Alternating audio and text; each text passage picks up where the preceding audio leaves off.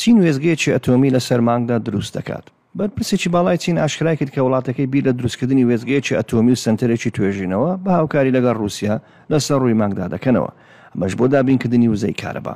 بەو پێی کۆماری چین بەنیازە تا ساڵی 2030 ببێتە هێزێکی گەورەی دۆزینەوە و لێکۆڵینەوەی بۆشایی ئاسمانی بەگشتی و مانگ بە تایبەتی.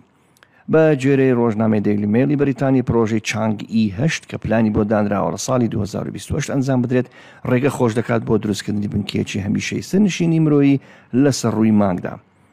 لەلای خۆیەوە ئاژانسی بۆشایی ئاسمانی رووسی ڕووس کۆزمۆس ساڵی ڕابردوو ڕایگەیاندبوو کە بەنیازە تا ساڵی 2035 ریاکتۆرێک یان کوورەیەکی ئەتۆمی لەسەر مانگدا دروست بکات بە هاوکاری لەگەڵ ئیدارەی نیشتیمانی بۆشایی ئاسمان CNSA، ئەمەش بۆ بەهێزکردنی وێزگەی نێودەوڵەتی توێژینەوەی مانگ کە بە ILRS ناسراوە.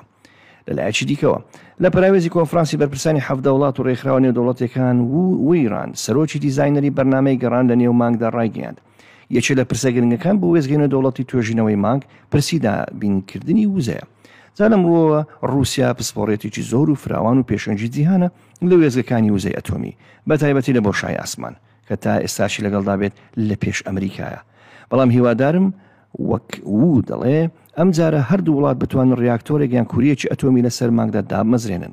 بەڵێ دیشمان نەچەیەکەوە خشتەی کاتی چین بۆ دروستکردنی بنکەیەک لەسەر جەمسەری باشووری مانگ هاوکاتە لەگەڵ پرۆگرامی ناونراو بە ئارتیمیسی تایبەت بە ئاژانسی ناسا کە ئامانجی هەردووچیان گەڕانەوەی کەشتیوانانە بۆ سەرڕووی مانگ بۆ لە ناوەڕاستی ساڵی 2027 بە تایبەتی وڵاتە یەکگرتووەکانی ئەمریکا کە بەنیازە لە چوارچێوەی پرۆژێ ئارتیمیس ئەم کارە ئەنجام بدات لە دوای ئەوانیش چین و رووسیا دێن.